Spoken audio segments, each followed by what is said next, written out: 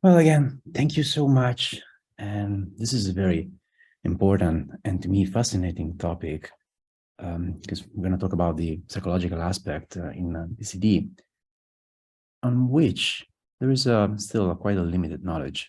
So we're going to delve into that and also discuss some additional ideas and possible applications that we can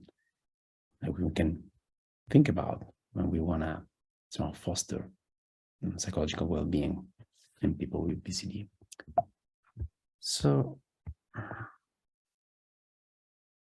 well, in general, in the field of respiratory diseases,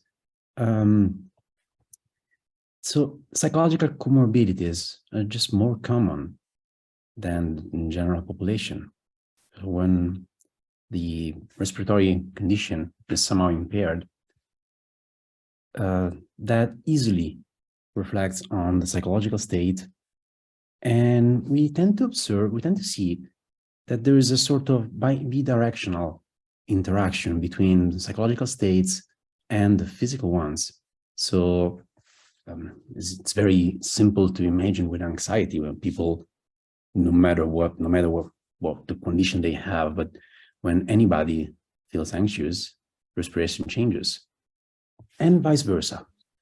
So it's quite easy and expected to see an increased prevalence of psychological comorbidities when a person has received a diagnosis of a respiratory condition. And it's very important to be mindful about the other side of that it's not just I have this diagnosis and therefore my psychological well-being will be impacted, but it's also vice versa. It goes on also on the other way. So my psychological state, my emotional state may also trigger, symptoms themselves. So it goes both ways. And the reason why I'm saying it, and I'll probably get back again several times today about this point, is that addressing the psychological needs isn't just something for psychological well-being per se, which would be already something very important. But we also want to be, aware and mindful about the importance of the psychological aspects, not only for quality of life in a strict sense, but also because we must be aware that there's a connection with the physical symptoms. So, talking about PCD more specifically, there are not many studies. I mean, we know that PCD is a rare condition, so that is reflected on the fact that there's not a lot of literature about the psychological components. And just searching on the international databases, I've found less than 50 peer-reviewed studies about psychological aspects of people with PCD. It's almost nothing. Just that means that there's a huge need for research in this area. And also, most of this literature just focus on assessments. And as you can imagine, sample sizes of these studies, they're just not super big. So it's also hard to extrapolate and to generalize the results. But still, they provide quite a consistent picture. So the framework is pretty neat. And it's very much in line with many other results that are commonly found in the respiratory disease literature. So in terms of the emotional impact of PCD, well, there's a general agreement that this impact is pretty big. I mean, I don't think I'm saying anything unexpected, but interestingly, children and adolescents, even more than adults, they keep reporting their frustration about, the condition and getting sick regularly. And the idea, the sense of powerlessness that many people feel is something that aggravates the emotional reaction. And there's a general sense of unfairness. So this is something that can be found in many chronic diagnoses. Many people with chronic diagnosis report some sense of unfairness, but it seems to be pretty consistent with PCD. And of course, the fact that this idea of powerlessness or helplessness can also trigger a negative outlook to the future. So it's not uncommon to find a high level of anxiety, especially when thinking about the future. And in general, when compared in the few studies that have compared with matched controls, we've seen that people with PCD report an increased level of withdrawnness from social events, more thematic or psychosomatic complaints, higher rates of anxiety and depression, but we'll delve more into that, and some form of internalization of the issues. It's not uncommon that people would interpret issues that happens in the social life as if they're related to the physical condition, which may or may not be the case, but still that's sort of an internalization of these conflicts. And mothers of children with PCD, they tend to report a high level of stress. Being a caregiver, being a caregiver tends to be something stressful in many cases, but that seems to be something that keeps on recurring. Now, I've reported here some sentences from a not super recent, but still the most recent review that I've found about some sentences directly from some participants. And I've highlighted some of them because I found them enlightening, just in terms of clarify what I mean. And so this is it's from a parent. Sometimes, talking about the child, sometimes when he sees his friends running around and he can't tag them, then he feels, why do I have PCD? Or the last one, I'm still very uncertain if I'll ever have children because I don't know how me having this illness will affect them.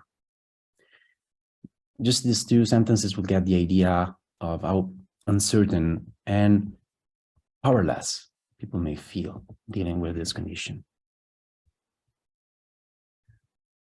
Plus, there's a big component of perceived stigma. You know, symptoms, coughing, sputum, ear drainage, they can cause embarrassment, especially when, especially among adolescents, just because, you know, the different time of their life triggers, you know, different social challenges. And this embarrassment can be easily expressed in new situations when people don't feel comfortable and when there's not a common knowledge, you know, about the symptoms, which for many patients tends to be quite a lot. And this idea of the stigma being judged, being negatively judged, can be very strong in adolescents, and they can be reluctant in sharing their diagnosis, not just with peers, but even with teachers. And sometimes talking about the diagnosis is something challenging even at home. So that gives the idea of a sort of a challenging topic, talking about not just the symptoms, but also the impact of them can be people suffering with PCD. Also, one thing that we should consider is that PCD isn't a common or well-known condition, so not many people are informed about it. And so the general public is not. And if you think about it, I run a group of people with bronchiectasis, and one of the things that often come up is when they start coughing right now in public, people react very differently now, let's say after COVID, than pre-COVID. And this is because in general, the general population isn't very well informed about respiratory conditions. I mean, we could say that general population isn't well informed about any medical condition, but still. And so there's also this idea that sometimes this push to avoid the stigma can be internalized to the point that people may just try to avoid anything that is related to this condition, including the treatment, which is kind of dangerous because if you think about it,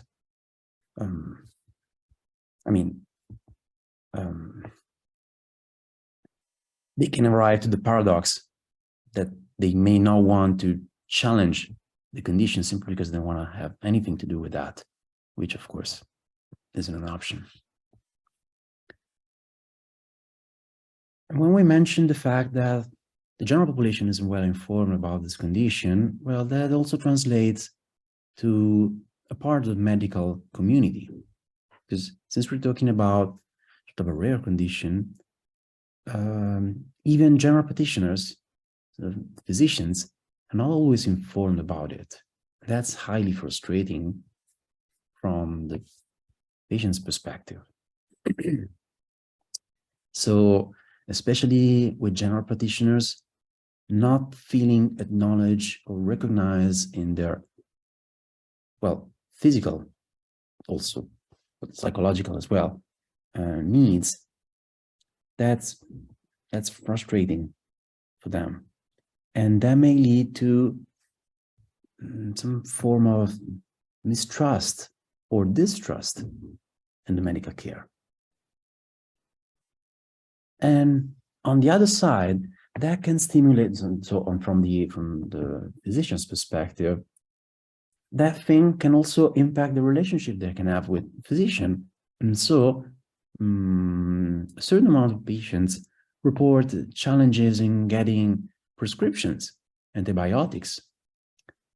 And in general, many people reported a poor communication level between physicians and the patients, and sometimes between the general practitioners and the more specialistic, and so the specialists that deal with this condition.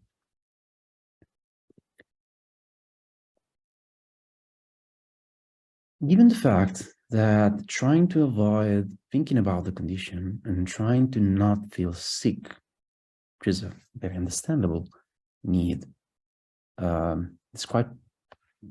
it's a big thing in the community, that may impact the adherence. That's something I mentioned before, but not every treatment tends to provide the same form of adherence.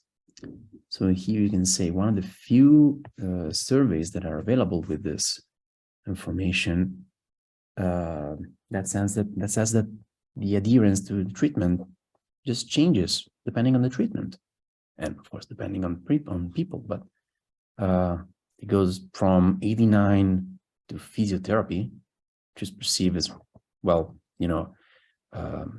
as a way to control it, so worthwhile, to down to 39% for airdrops. And there are many reasons why people do not perfectly adhere to treatment adherence, and this is actually, that reflects what many people with other chronic conditions will experience. So the barriers tend to be, or at least people say the barriers are being too busy, or family issues, or they may forget, or simply the treatment is taking too much time. So there tend to be a very practical explanation when people are inquired about it. But when you go more in deep and more in-depth interview, you may also find that practical issues may sometimes be a cover for a more, a deeper resistance. Like, I don't want to do that because that triggers my patient identity. And if that's not well accepted or well dealt with, that could be an issue to deal with. And especially in adolescence, when, of course, adolescents tend to be more rebellious and to challenge authority, and authority is also the medical, the medical word. Many adolescents report more than challenge to perfectly adhere to the treatments. Some of them question that, question the need for it, and why they do that, and whether there are other ways or not. Again, this, the topic of control, the psychological topic of control is very important here. But this lack of adherence is sometimes reported also by the parents. When we're talking about children, parents may have these issues, may do not facilitate adherence for many reasons. Some of them are practical, others are just some emotional resistance. And it's important to try to address that and try to know it so that we can better proceed by addressing it. Now, honestly, we don't have many data about the levels of psychological morbidity in this condition, because anxiety and depression, the few studies that are available, they tend to report quite a high level of anxiety and depression symptoms. This reflects a general risk for people with chronic respiratory conditions to be more at risk of anxiety and depression, and more in general, some form of psychological sufferance. But in this case, we tend to observe quite a while, also quite big rates of anxiety and depression. And there are many reasons for that. Of course, the diagnosis itself isn't easy to deal with, but there's something about, the image that one has, their body, that is something very important, especially when a person grows with that idea. Like, what's wrong with me? Why do I have this condition? And why me and not others? These are questions that are challenging, no matter the age, no matter whatever, they're challenging for everybody. But if you think about, facing these challenges, facing these questions as a kid, it's even more, it's even heavier in that sense. Plus, the social component of, the stigma we mentioned, maybe the social withdrawal that somebody will act as a coping mechanism, a dysfunctional coping mechanism still, as a way to react against that. All these things can all exacerbate, can all increase these feelings of anxiety or depression and lead to a very strong emotional impact of the general, situation. Also, consider the vice versa. So, for example, anxiety can trigger exacerbations. Same with depression. Depression is associated with, both depression and anxiety, and in general, our levels of distress are very much associated with a lot of physical changes in our neurotransmitters because of hormonal changes and other things. But still, that'll impact the body. And broadly speaking, we can delve more into that if you want, but broadly speaking, the quality of our emotions impact a lot the quality of our respiration. So it's extremely important to recognize the issues that people with PCD and their caregivers will have in dealing from an emotional perspective with a diagnosis. And so this is, and so far within the scientific community, we haven't done enough. We're far away from any evidence-based treatments or anything that is specific to this condition. But still, we have to explore that. The positive side in that is that we do have a lot of knowledge about applying psychological treatments and other strategies to foster mental health that have been developed in different conditions that somehow meet similar symptoms. So we can probably extrapolate some strategies from different areas to PCD. So how can we support it? How can we promote mental health and psychological well-being more in general? Well, there are many things. There are many things we can implement. First of all, it is very important to acknowledge that. That's just the first thing. I mean, if you're here, that means that you're interested in the idea that mental health is an important thing when dealing with chronic conditions and PCD. That's what we're talking about today. But this is not something that the medical world can ignore, or you say, well, it's none of our business. No, this is central. This is a central component of health in the way we understand it now. So once we acknowledge its importance, then we can also start to address it as for what it is. And when people feel down or they feel guilty, this is not something against the physician. This is not something that it's, because, you know, it can be interpreted as a non-compliant behavior or something like that. That's really not what it is. It's a human reaction, and we should accept it as they are. They're not weaknesses. They're just parts of our expression, and we have to treat them as what they are. So the human reaction. One of the first strategy that I would recommend people with PCD, but also to their physicians and in general, people living with this condition or working with this condition, is to try to pay attention on self-monitoring.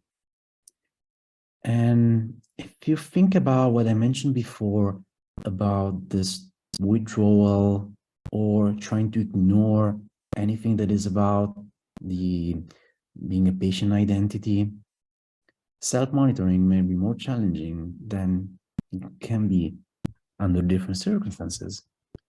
So with self-monitoring, I mean an observation, possibly without judgments, but we'll get there. An observation on how a person feels, how a person is doing in their life and in the very specific moments.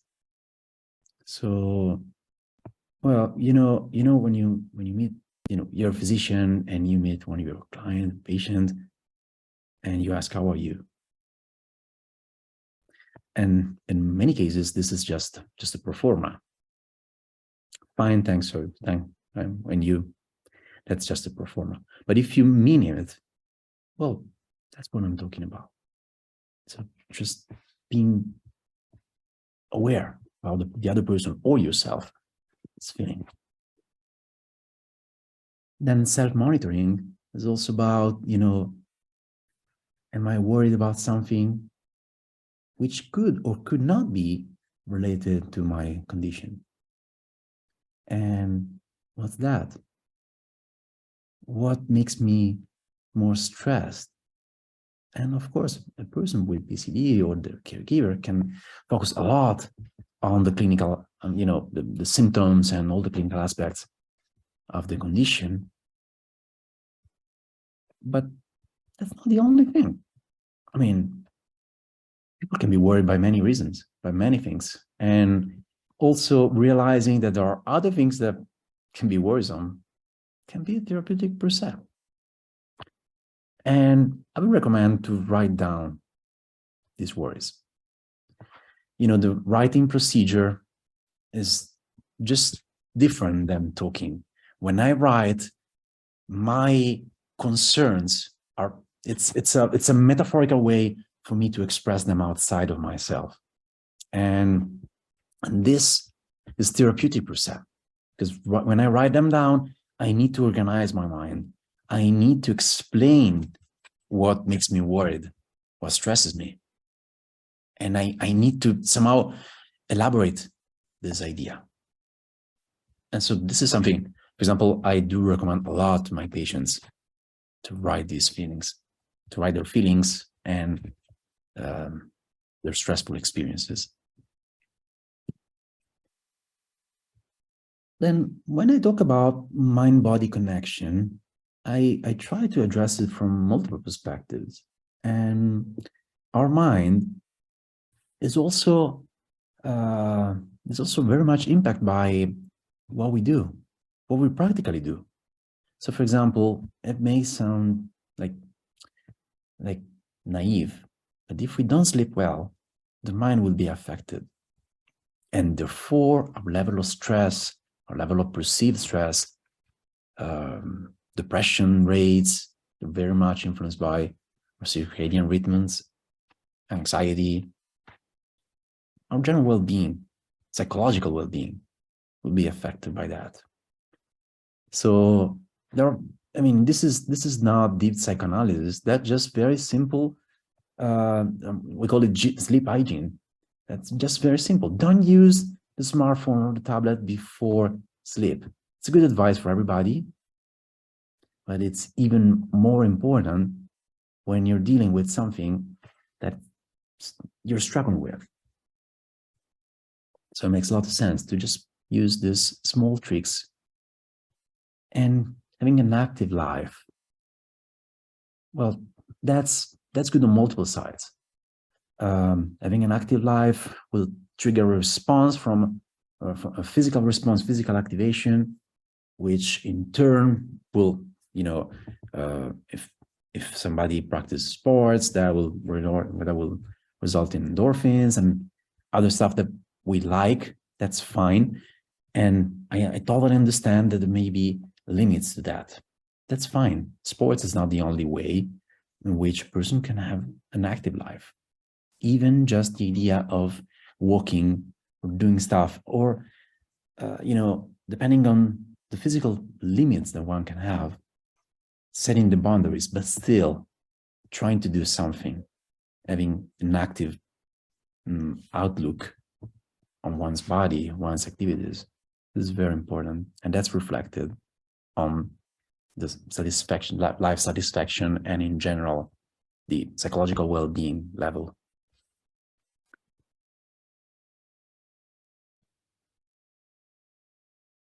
Social support is essential. Again, I'm saying something that, I don't think will catch by surprise anybody. But sharing one's experience is extremely helpful. So I mentioned that I have been running with the Italian Association of Bronchiectasis. We've been running this self-help group. It's amazing how helpful that could be, because, within the group, people will share their experience, will share their challenges, their troubles, their emotions, sometimes their solutions. And it's therapeutic per se, just the social sharing, but also when people listen to someone else's stories, then they realize that they're not the only ones experiencing this particular experience. They found commonalities. Sometimes there is a good problem-solving procedure that goes on. So people can find different solutions. They can join together and find different, alternatives to that. I found this very, very valuable. And in fact, we have a lot of requests to join these sessions that we do on a rolling base. And just to give you an idea, we do that once per month, just enough to create some meaningful changes. We do them online, so it's super easy to address it. You just need, you need a framework and somebody who can moderate that. But then it's more the sharing component that will lead to clinical changes. And other than this self-help group, just sharing with somebody the fact that caregivers will be available, but also friends, the extended family, the idea of not being alone to face what one's facing. This is incredibly important.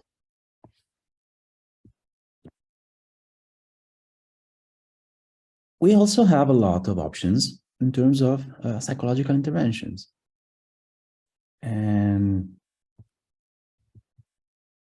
so this is no more than 1900. We have many options. I'll show you some right away, but we have many options to deal with stress, with psychopathology, in case that's the case, or to deal with any form of mental health need. So psychological science has done huge leaps since the beginning, and it's a relatively young science. So psychotherapy, counseling, psychological support can provide a lot of alternatives and possibilities that, it just doesn't make sense to me that if somebody has this sort of need, doesn't take advantage of that. Now, of course, you can argue that psychotherapy or psychological support may be expensive. Different countries may have different regulations for that. So in some countries, you may access support for free. In others, it's more challenging. Of course, there are practical barriers. Sure. But with few exceptions, with few countries that represent an exception, in my experience, that it's not necessarily the reason why people don't ask for this kind of help. Even though one can say, I don't want to spend that money. What very often I read when I listen to that, it's, I don't want to go to a shrink. I don't want anybody to shrink my brain. And there is still, and this is something we have to face, there is still a social, sort of a social stigma, a perceived stigma that's still out there. But for some reasons, a big portion of the population just doesn't want to ask for this kind of help, as if they should do that, they should be able to manage it alone. Well, I want to take it off the table. That's nonsense. If a person has needs, if a person has a chronic condition and respiratory chronic condition, they will go to a respiratory physician. No shame on that. That just makes sense. So what's the difference if somebody has some issues on the psychological side, maybe because they're just having troubles getting adapted to the situation?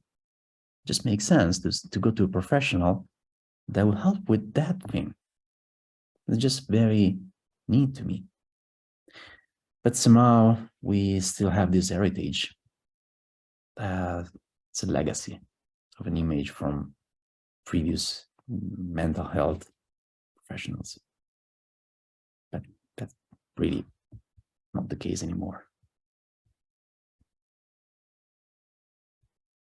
So in terms of treatments that have been proved to be helpful to increase the psychophysical, not just the psychological, but also the psychophysical well-being in people with some respiratory diseases. And again, I don't have specific data about PCD, but I can easily extrapolate from the bigger literature of psychological aspects, psychological treatments for people with respiratory diseases. And we have many options. So one typical, and it's probably the gold standard in addressing anxiety and depression issues, and also in general to deal with stress, CBT, cognitive behavioral therapy, is probably our best option regardless. So this is CBT addresses both beliefs and behaviors that sustain some form of dysfunctional emotions. So what we do with CBT is basically trying to understand what are the beliefs that sustain anxiety, for example, or depressive symptoms, and challenging them through sometimes behaviors, sometimes we do something more cognitive. It's pretty common to use mind-body practices. So for example, in CBT, we use a lot of relaxation training or even breathing training, which can be beneficial. People with respiratory conditions. Then we have other options. Of course, we have some motivational interviewing. So with motivational interviewing, basically we're trying to understand the patient's perspective on how they relate with the condition, what triggers them to avoid, adherence, why they do not adhere to the treatment, and how can we address these things to change them, so to make them more in line, and to make these people more aware of what their internal conflicts are, and the real reasons why they do not adhere, for example, to the treatments. Sometimes I recommend family therapy when the issue, the conflict, isn't just on an individual level. So there's not just one person feeling, stressed or burned out, but there's a systemic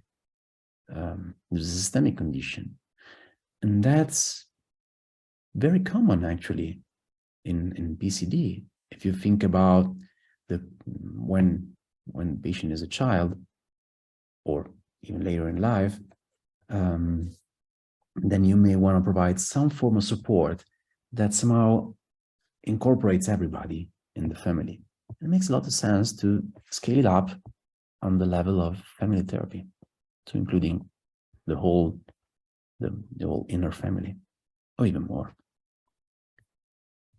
More specifically, relaxation therapy, biofeedback, relaxation training, mind-body training, they can all be extremely beneficial. There are many reasons why they could be beneficial, and right now I'm focusing on them as sort of a therapeutic practice. That's not necessarily the case. It can also be something more, if you do Tai Chi or Qigong,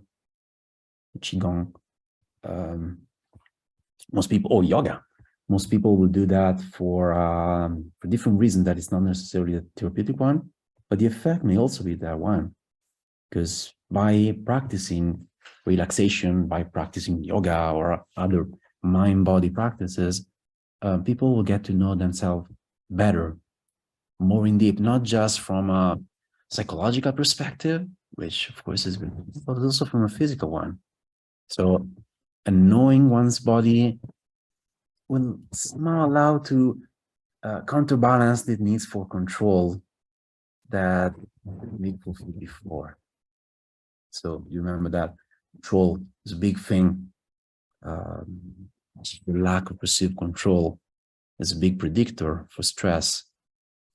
Well, by knowing more one's body, that's a way of counterbalancing it. And then, of course, we have a lot of mindfulness-based interventions. Mindfulness is, well,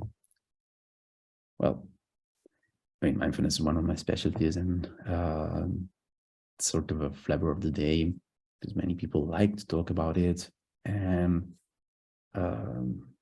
we know that mindfulness-based training can be very powerful in improvement of well-being and in stress reduction more in general. But I'm gonna delve more into mindfulness in a second. But before doing that, how do we choose? I mean, how do we get to choose among all these options? Well, my suggestion is try to start from somewhere. Depending on different countries may have different rules of engagement, but the way I would personally recommend to trying to understand how, what kind of treatment can be beneficial for me or for my patient, is to try to start from somewhere. Perhaps just one interview with a clinical psychologist, unfolding what, you know, or counselor, unfolding the needs that somebody is gonna express, and to a professional, it shouldn't take a lot of time to figure out, you know, the best or one of the best strategies. And so that would be my suggestion. Of course, if somebody already has some knowledge about it or previous experiences, then it can be easier to be guided. But also keep in mind that while we do have a good match for, you know, needs and strategies that we can provide, these options aren't just, there's only one way. So, for example, anxiety can probably be very well treated with a CBT approach, but I mean, within family therapy, that will also be, you know, will also be phased, and with counseling or mindfulness, I mean, you're still addressing this thing. So there's not a strict one way to go, or many options. The point is what makes sense from the patient's needs perspective. Now, there's a concept I'd like to explore more in depth, because also I'd like to give you some practical suggestions to apply this, is the concept of mindfulness. Now, mindfulness is a word that it's like very fashionable, and it's a trend topic. Many people talk about it. We know a lot about it. And there's a growing curve in terms of the literature for the studies that deal with mindfulness. So what is it? What is that? Well, mindfulness is basically being in the moment. Mindfulness is when the mind is full, but full of what? Full of presence, full of what it is now. So it is when I remember to pay attention on purpose in the present moment. And I do that with no judgment. The reason why I'm talking about mindfulness is that among the, you know, the variety of psychological constructs that can be helpful in the promotion of mental health and well-being, especially in people with respiratory conditions, this is probably one of the most interesting, if not the most interesting. Also, while there's no study that has explored mindfulness in people with PCD, there are a lot of studies with other respiratory conditions. And mindfulness-based interventions tend to be very, well, they have a good efficacy in not just the promotion of quality of life, but also in some cases in symptom reductions as well. So something to keep in mind. But many people think about mindfulness as something very much related to meditation. It's not. They're two different things. Mindfulness and meditation, they're just two different things. Mindfulness is a psychological construct. Meditation, well, actually, even meditation is a huge category, but meditation, the word meditation refers to a set of practices.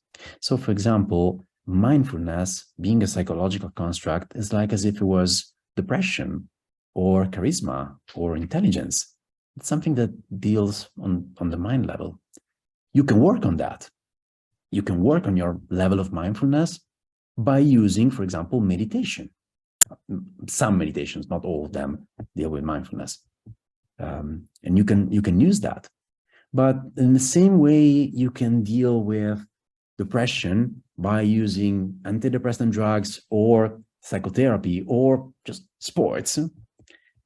Again, you can change your mindfulness level in many different ways. So what I'm going to show you now isn't the meditative way. I'm going to show you something slightly different, but still very, very easily applicable in one's life, or to be suggested in in a patient's life, and can be very beneficial. Now, if you think about mindfulness as not just being in the present moment, because that's a thing, but from a more cognitive perspective, how would you define it at the present moment? Because it's kind of a romantic idea, but it's hard to grasp it if you try to explain it from from a more scientific perspective. And Alan Langer was my boss at Harvard. Defines it as not just being in the moment, but being in the moment means that I'm aware of what's new. I'm aware that everything changes constantly, including my physical condition. So everything keeps on evolving and changes over time. Nothing stays the same. And since nothing stays the same, it doesn't make sense to define ourselves with very strict schemas, with very strict labels. So the more people are mindful, the more they're open to the context, the more they're open to the new things, the less they are stuck in previous categories. Actually, when one applies mindfulness, which in this case means cognitive flexibility, openness to the experience, being curious, and also being aware, that means that the more you stay in the moment, the more you stay mindful, the less you are influenced by your previous categories. And among these categories, we also have the diagnosis. So that's why it's so important in this specific case. So when a person is mindful, all these previous categories, they do not matter. And if you match this information with stigma and the fear of being, being a patient, having the sort of a patient identity, and you disassemble this previous schema, the labels that come from here, then it makes a lot of sense to frame it differently. And now, how do we do that? How do we stimulate mindfulness as a way to being not just more into everyday's experience, but also get rid of the chains that we may have developed in the past. Well, there are a lot of cognitive tricks that can be used to promote mindfulness, and one of them is very simple, and it's a way of, promoting an attitude that is just noticing new things.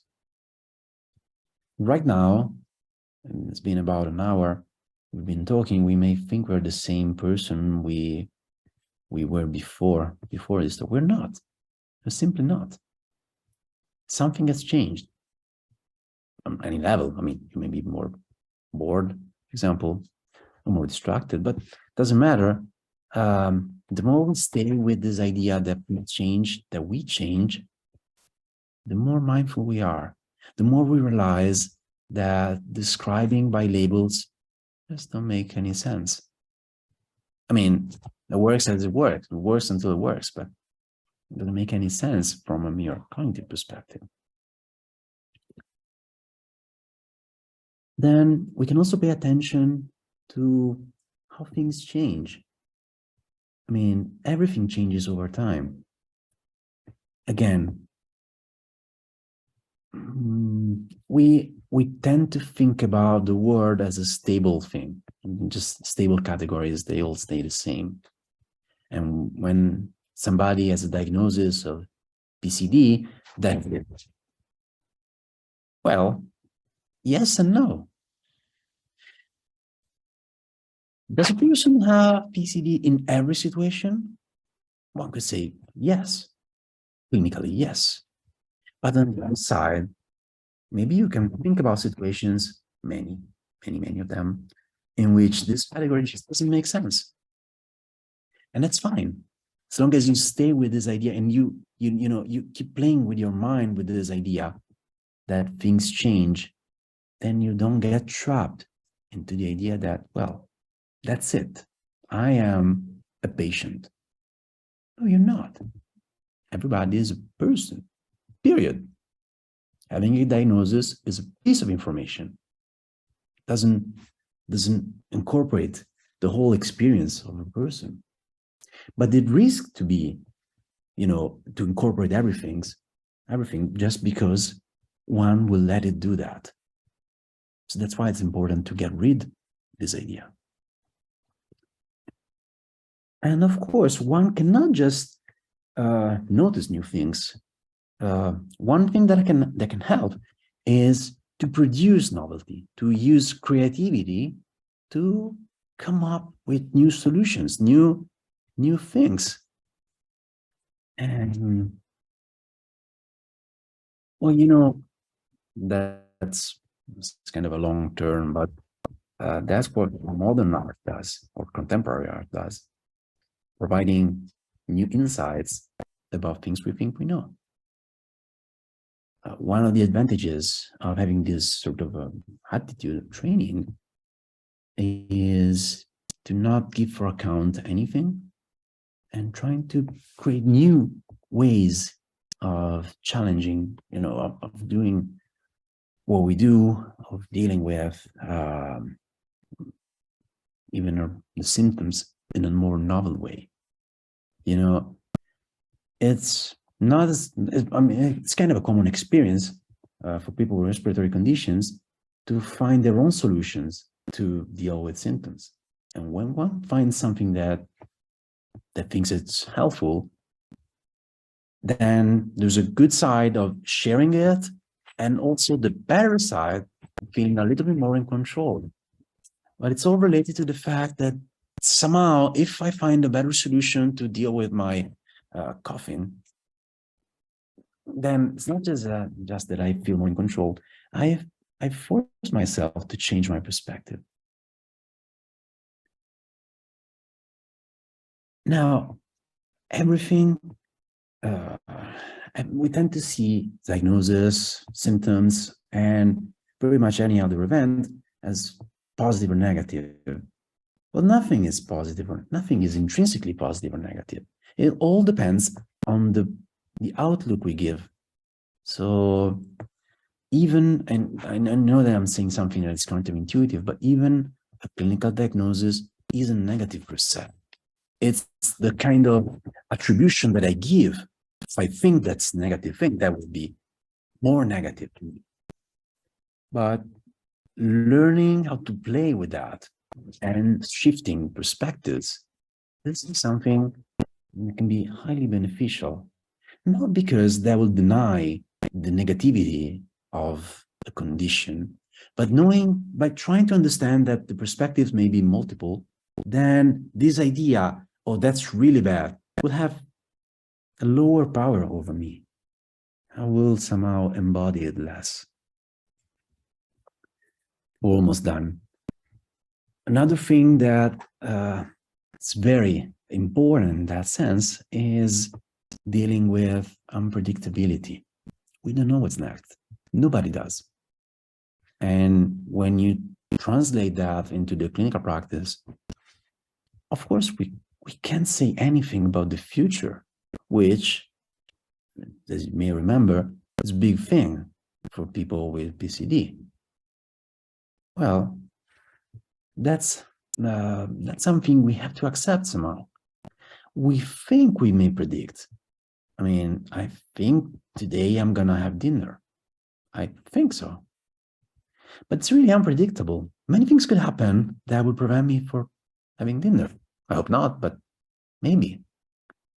And if you bring this idea of unpredictability, you accept it, and you're fine with that, then the lack of control that a person with PCD may experience will be less of a burden. And finally, well, that's a very powerful suggestion. Try to have fun. Try to be more ironic if you're not, but in case you are, go with that. But add humor to your life. Humor is a way of disassembling previous schema. You know, when you tell a joke, the joke will tell somebody over a certain line and then suddenly drop it. And it's a sort of a rush of mindfulness. And when people are able to sincerely joke about their physical condition, their clinical condition, that means that they had to reframe what they think they are, these characteristics, and that's extremely beneficial. Of course, you can't impose it. So you can't, that must be treated with caution. But if you funnel it in the right way, then it's a very powerful resource. So thank you all. I think we have some time for discussion. I've seen the chat pop up a little bit, but I couldn't read anything, so I may want to read it now. Thank you very much, Francesco, for this wonderful talk with lots of insights and advices. We actually have some questions and comments already from the very beginning. First of all, Hans-Rudi asks, are there also studies that examine the psychological effects of late diagnosis of PCD, possibly asking about mental health before diagnosis? Oh, I see. Not that I'm aware of. Most of these studies are either qualitative or with small sample sizes. And I would say that most of them really focus on children and adolescents. So perhaps something has slipped on my search, but I do not remember that. We have a question from Gia. Do we have to wait until the patients have symptoms of comorbidity with psychological illness before having an intervention to prevent it? And are there any projects where prevention interventions is being implemented? No, No, first question, no, we do not have to wait. I mean, psychological, the experience of something, anxiety or depressive related or just stress related, loss of self-esteem, there are many possible symptoms that could arise. You definitely don't have to wait for a clear diagnosis or clear condition. Actually, prevention, and in this case, I guess we will be talking about secondary prevention, is very important. With secondary prevention, I mean a population at risk of developing some specific symptoms, but may not have developed that. And still, it makes a lot of sense to provide, interventions and ideas that can support psychological well-being. Sort of I mean, we don't say it this way, but sort of a psychological prophylaxis, it makes sense. By fostering resilience, people, by giving them spaces in which they can explore their emotions and their concerns. This is something that does not have to wait until somebody feels really bad. Yeah, it makes a lot of sense to act in advance so that people could have the resources should they be needed. Right. And in terms of the prevention interventions, not that I'm aware of. It would make sense. Yes, definitely. And we have a comment from Natalie. She wrote, "Thank you for discussing this. I concur about the importance of sleep. As my lung function became worse and worse, my good sleep declined. Had to sleep on multiple pillows, coughing nonstop, which would thus cause me to feel unwell during the day and more prone to getting infections." Yeah, I really see that. Also, this mind-body connection works through some unexpected ways, and getting a good sleep makes a difference. Also, in terms of some, when you get a better sleep, then your cognitive skills are just more prone to deal with challenges, and through some behavioral changes that can also impact your exposure to infections and so on. So it's a multiple layer connection, the one between sleep, psychological well-being, and physical well-being. But yes, long story short, they all lead to the idea that a good sleep is very important. Thank you. We have a comment from Rajinder. The stigma of needing psychological help is worse in Asian families. Yeah, I share this idea. There are a lot of cultural differences in different countries, and even within same countries, different areas may have different approaches to that. And yes, especially in some parts of Asian, it's a big continent, but in some parts, yes, this is still a big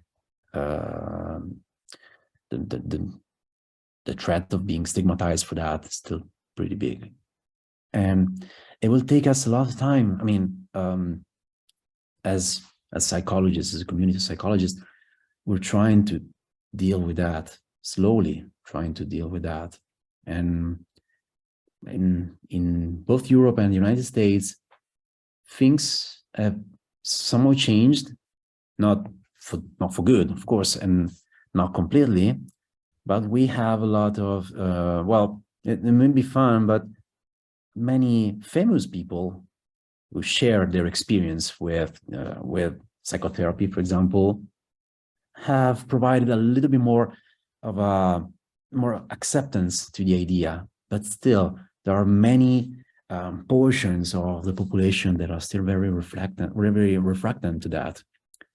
And yes, in China, or in countries like Taiwan, Taiwan is not one of the worst in this case, but Vietnam or Laos, then yes, it's definitely challenging.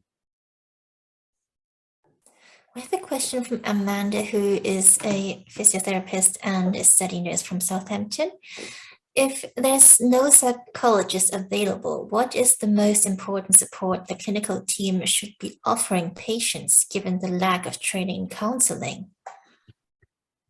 Oh, wow. No, that's a super tough question, because I'd say that the most important thing is acknowledgement and, recognition, like, we feel you, this sort of attitude that you're not just a piece of machine that I have to fix, but I feel you. And I guess this sort of, empathetic recognition of the other person is the most important. It's also one of the most challenging things to do, because when you deal with a lot of patients, that will take time and that will take an emotional toll, especially because, in my experience, when you open up that part, then of course people may want to talk about it, and then you have to keep up with that. So it's also a matter of time and time management. But this is something that, there's a huge power in the physician or the health professionals and patient relationship. There's a huge power just with that, with the relationship. So by being there, fully being there, you're exploiting that power, and you're using it in a good sense. I think what you said really resonates with this comment here, taking patients seriously in their problems, listening and supporting. Yes.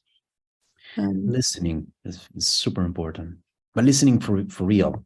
Like, okay, so I'm here, I will dedicate time and my not just my mind, but my being here with you. We also have another comment from Natalie. Through the years, I met a pulmonologist who told me that they were familiar with PCD, but when I asked them how many patients with PCD did they treat, the answer was surprisingly none. And that's sounding familiar to people. Yeah, no, it makes a lot of sense, because this is not uncommon, and PCD is technically a rare condition. So it's not just the general practitioners who may actually never meet somebody with PCD, but even pulmonologists, even respiratory physicians may not have, may not meet them because of it's almost a matter of statistics. So it makes sense, but don't feel discouraged about that. Of course, it would be better to have some experience with it, but that doesn't matter. That doesn't mean that respiratory physician can't help you. Great. Thanks a lot, Francesco. And we have another question from Hans-Wally. How great is the understanding of the specialist for psychological support for PCD patients in the clinics in your work? Well, again, it's not particularly developed in that sense. We started building some ideas, but again, compared to other conditions, this is not really common. So there's no specific details for that. And also, I'm not sure whether going too much into because I'm thinking about this group that I manage with people with bronchiectasis. I don't know what the accent goes, but somebody with PCD could easily fit in, even though the clinical needs may be slightly different and the clinical experience may be extremely different. but still it'll be beneficial. So I wouldn't recommend to search for something extremely PCD specific, but there are many options in the broader field of respiratory diseases that can provide opportunities, like social sharing opportunities. I have another comment here from Amanda Harris, who's a PCD nurse specialist here at Southampton. She says, I feel able to do the empathy and do my best to sit alongside and empower children with PCD and their parents. I just worry about not having the specialist skills to guide them through their problems. Right. Yeah, that makes sense in that sense, because it's a different profession. I mean, in the strict sense, so as a nurse, you're listening, you're staying with them is extremely important and very valuable. But if you feel, or if they, your patients will tell you for a different need, so they need to go more in deep into something, then I think your best option is to refer them to someone else, something specific. And it can also be on online.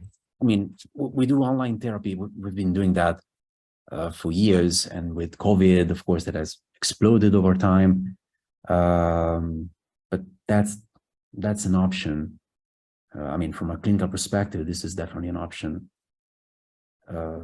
So in one way, in one sense, nurturing relationship and staying with them, listening and being there for your patient is extremely valuable. But it's not psychotherapy in that sense.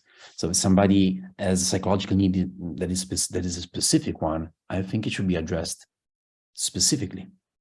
So maybe what you can do is put them in contact with somebody, even not in your center, could either be from you in UK, or it can either be from NHS or some private practice. It depends, of course, on many things. Yes, I would recommend that. Thank you. And Amanda added that they use quality of life tools and the Ready, Steady, Go transition program to frame discussions and give families a chance to bring their problems to the forefront. Yeah, that's excellent. I like that.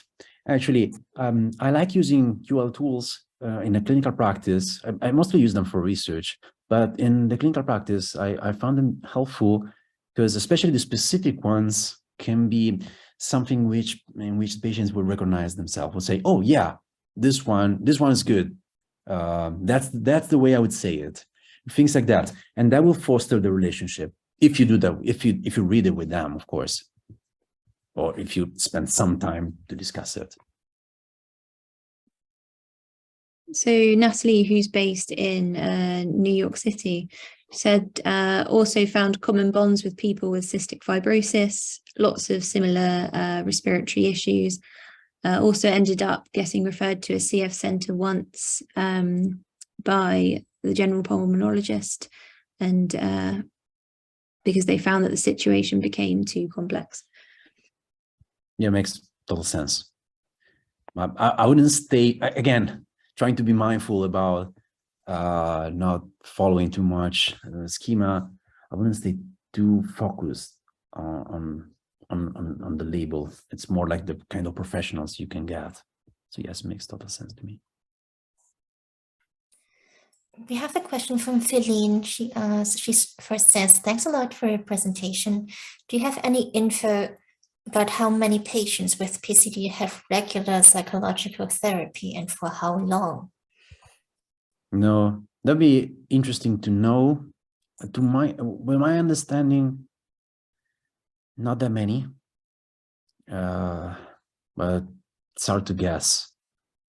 It seems, if I extrapolate some of the qualitative data we have, it seems that there are not that many, and it's also hard to understand whether it's, the patient as an adult or as a child.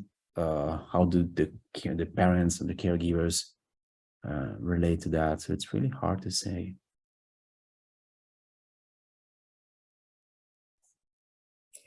There aren't any questions in the chat box, but Katie and I have some questions ourselves. You mentioned that breathing itself affects the mental state, and the mental state affects breathing and vice versa. And so is there any breathing technique combined with mindfulness that you think is some kind of coping mechanism? There are many. There are many that can be helpful. For example, well, with mindfulness, you just use sort of a non-judgmental awareness. So you can stay. This is something it's very powerful if you do that over time. So you can just sit down, relax, and listen to your breath, and just be okay with everything that comes, including, you know, sounds, including, you know, negative feelings.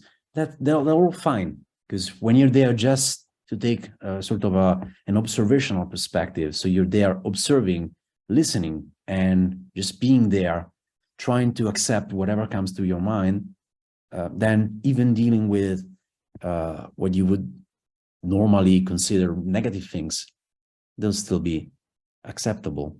So just spending some time listening. One of the things that I recommend my students as a facilitator for that is just listen to, you know, the different temperatures that you may feel in the nose or in your mouth when the air breathed in or is exhaled, because, you know, there's a different temperature there. And just paying attention to that difference is a way to being in the moment. It's a way to be aware of how things change. But other than mindfulness, a more specific exercise that is beneficial to deal with anxiety is called square breathing. And it's the idea of visualizing a square in front of you, and then starting from an angle, you count up to 4, maybe 3. So you count, generally you don't do 1, 2, 3 when you do this exercise. You do 101, 102, 103, because that's a mental trick to stay more consistent with the timing. And then so you start and you exhale, you breathe out for 3 seconds.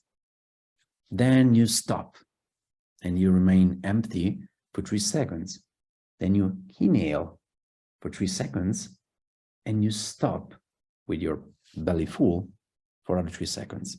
And you do that 3-4 times on random times of the day.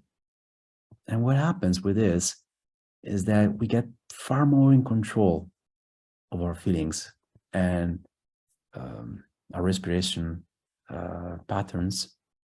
And of course, if that can be, we can bring it down to 2 seconds, we can extend it to 5, doesn't matter. Everybody can find their own strategy, but it's a way of perceiving the body a little bit more under my control, and therefore my mind.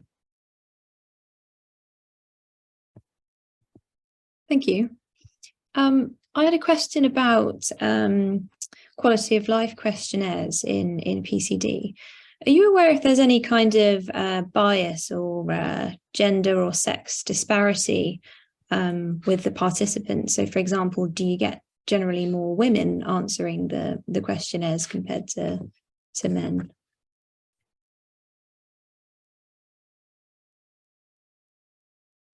I don't know. I don't think about it. I probably wasn't alerted by that. So not that I can think of, but I mean, I'll double check.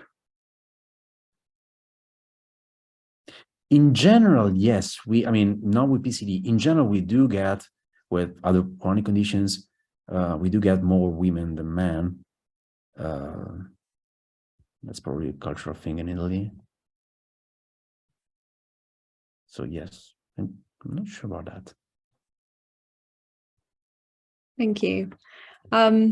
So as there are no more questions in the chat, I'll say a massive thank you to our expert speaker, and thank you to everyone for the really vivid discussions.